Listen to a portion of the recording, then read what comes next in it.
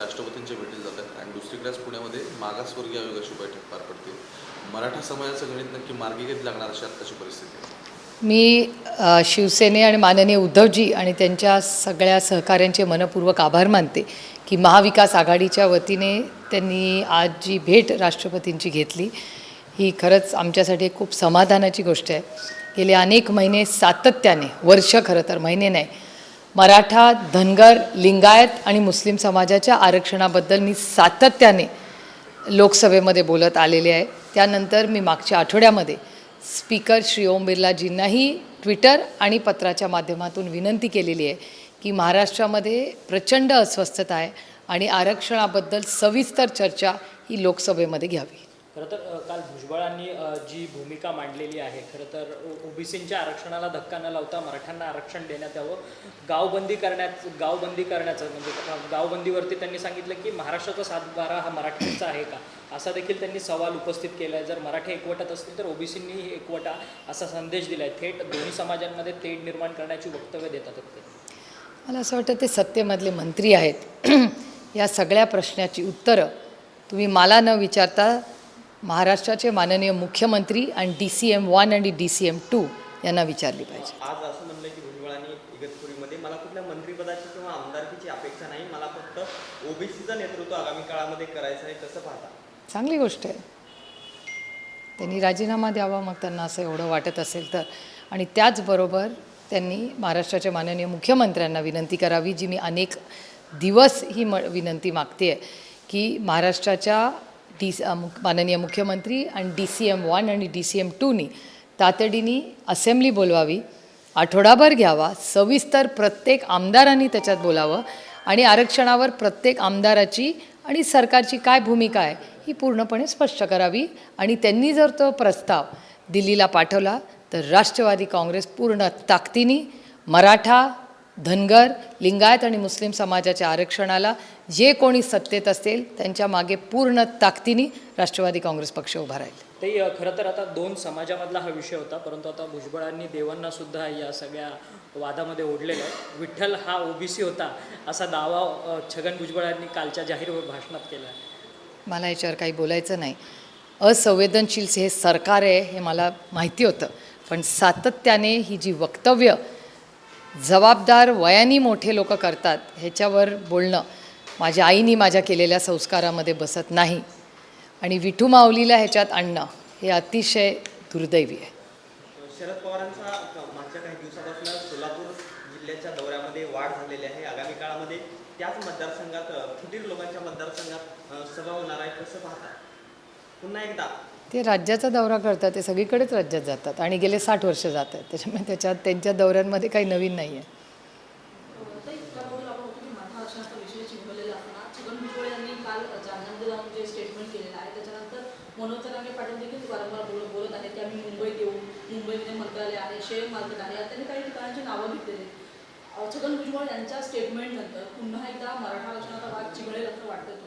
मला असं वाटतं या सगळ्या प्रश्नाची उत्तरं ही मंत्रालयाच्या 6व्या मजल्यावर आहेत. त्याच्यामुळे महाराष्ट्राचे मुख्यमंत्री DCM 1 आणि DCM 2 यांच्याशी तुम्ही चर्चा केली पाहिजे, कारण का 200 आमदारांचं हे जर ट्रिपल इंजिनचं खोके सरकार आहे, त्यांनी या सगळ्या प्रश्नाची उत्तरं दिली पाहिजे. पण या सगळ्या भडक वक्तव्यांमुळे म्हणजे राज्य अशांत करण्याचा तर हेतू हा सत्ताधाऱ्यांचा नाही. हो, शक्यता नाकारता येत नाही. मी संजय राऊतांची अनेक विधानं ऐकते. म्हणजे त्यांनी कॅबिनेटमध्ये झालेले वाद असतील, जे तुमच्याच चॅनलवर मी पाहिले. महाराष्ट्राच्या इतिहासामध्ये असे वादविवाद, कॅबिनेटमध्ये झालेली भांडणं ही ह्या पद्धतीची कधीच महाराष्ट्रात पाहिलेली नाही. हा छत्रपतींचा महाराष्ट्र आहे, शाहू फुले आंबेडकरांचा महाराष्ट्र आहे. आणि 200 आमदार असताना ट्रिपल इंजिन खोके सरकारमध्ये म्हणे विकासासाठी सगळे एकत्र आले आहेत. विकास तर महाराष्ट्राचा होत नाही. Data speaks for itself. केंद्र सरकारमधला आढावा तुम्ही घेतला तर महाराष्ट्राची काय परिस्थिती आहे ही अतिशय गंभीर आहे. आणि महागाई असेल किंवा आज अडचणीत आलेल्या नवीन पिढीच्या नोकऱ्या असतील, बेरोजगारी असेल, हमी भाव असेल, ही सगळी एवढी मोठी आव्हानं असताना ज्या पद्धतीने मंत्री एकामेकाशी भांडतात हे अतिशय दुर्दैवी आहे आणि ट्रिपल इंजिन खोके सरकारचं पूर्ण अपयश आहे. एक महत्त्वाचं की अंजली दमानिया यांनी काय भुजबळांच्या विरोधात आवाज उठवला होता. याच्या आधी त्या दोघांनी एकमेकांवरती आरोप केले होते. आज त्या भुजबळांच्या घराबाहेर पत्रकार परिषद घेणार होत्या तोपर्यंत पोलिसांनी त्यांना ताब्यात घेतलं असं दिसतं. अंजली दमानियांची प्रेस मी जरूर टी व्हीवर पाहिलेली. अतिशय संवेदनशील हा विषय आहे, पण त्यांनी भुजबळ कुटुंबाला 48 तास दिलेले आहेत. त्याच्यामुळे मी काही त्याच्यावर फार वक्तव्य करणार नाही. आणि माझी सगळ्या मीडियालाही विनम्र विनंती राहील की विषय अतिशय संवेदनशील आहे. 3 मुलं आणि एक विधवा आई यांच्या आयुष्याचा प्रश्न आहे. त्याच्यामुळे आपण सगळ्यांनीच राजकारण बाजूला ठेवून अतिशय संवेदनशीलपणे त्याच्याकडे बघावं. अंजलीताईंनीही अतिशय संवेदनशीलपणे आत्तापर्यंत तो प्रश्न मार्गी लावायचा प्रयत्न केला आहे. फुल न फुलाची पाकळी मीही प्रयत्न केला आहे.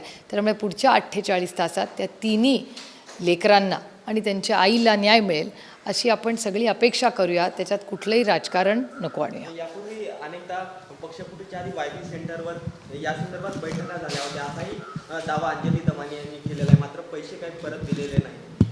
मला असं वाटतं 48 तास आपण ह्या प्रश्नासाठी अंजलीताईंनी दिलेत. त्याच्यामुळे आपण 48 तास वाट बघूया.